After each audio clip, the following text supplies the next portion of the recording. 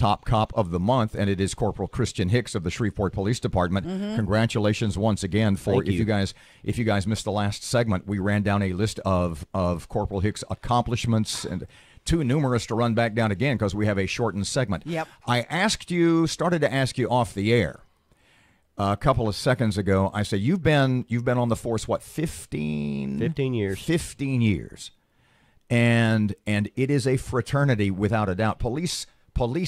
Being a policeman is a fraternity. And I'm sure that when you were a young guy, a younger officer, there was a guy or some guys who kind of taught you the ropes. This is how you handle this. This is how you stay safe. This is what you do in this situation.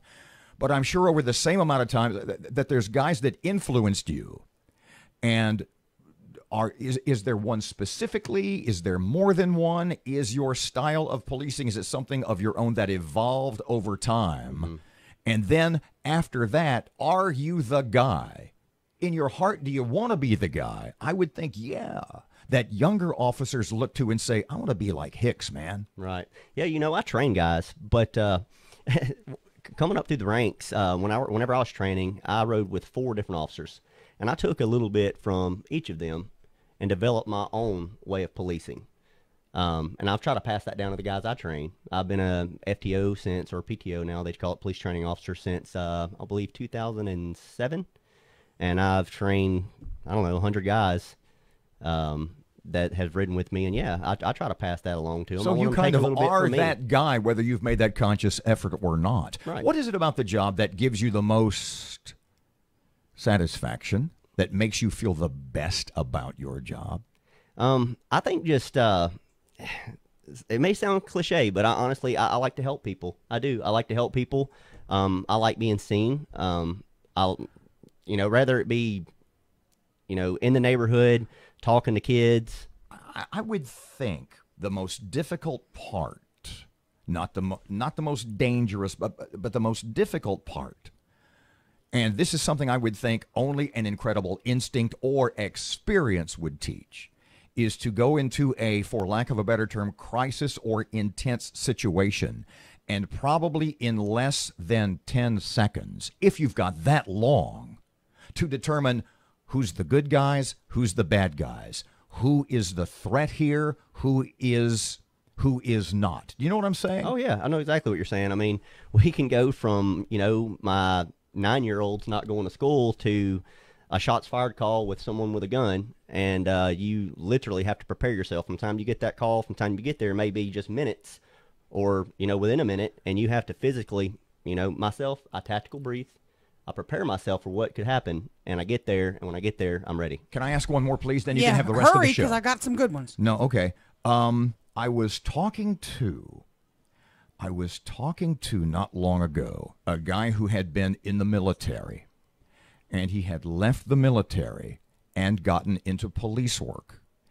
And what he said was that the threat, the problem of PTSD, post-traumatic stress disorder, and the way he explained it to me is that most people, when it comes to military or for that matter police, and let's focus on that they think PTSD is flashbacks or these horrible things you've seen that just never leave your head. And he said in his case, not only from the military but from being a policeman, was not so much that kind of PTSD, but the constant situational awareness, right. That heightened situational awareness. He said he knew it was time to get out of police work when he said, I go to church on Sunday and all I'm thinking is, who here could try to kill me? He said, right. That's when I knew that it was more than I could handle.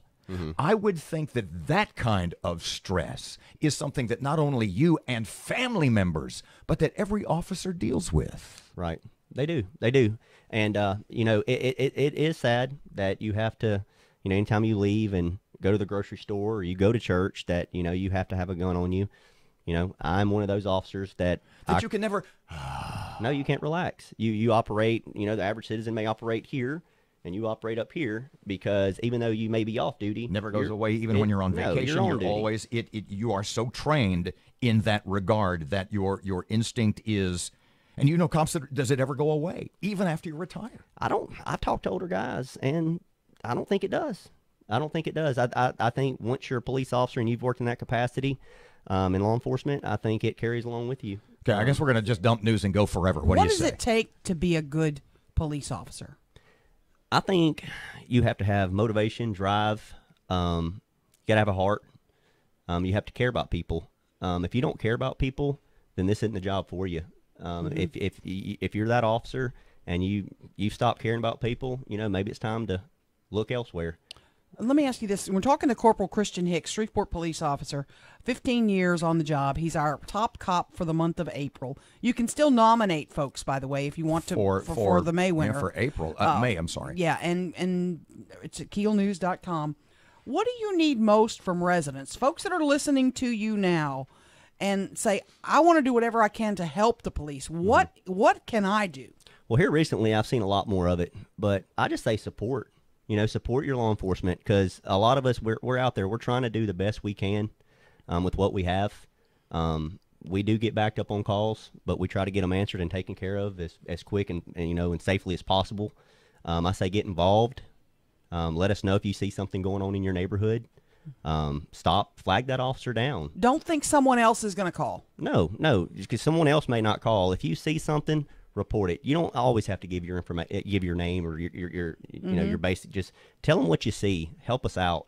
And if we see you somewhere, acknowledge you guys are not unapproachable, right? No, we're not. You asked me earlier about extra jobs, and I worked one at a grocery store, and I called my wife. I actually had 2 people come up and thank me, and it made me feel good. Of course, some people they just don't want to approach a police officer. They're kind of scary. They get behind me sometimes like, uh-oh, and I'm a police officer. I've been a police officer for 15 years. Yeah. But, approach us. Talk to us. We love it.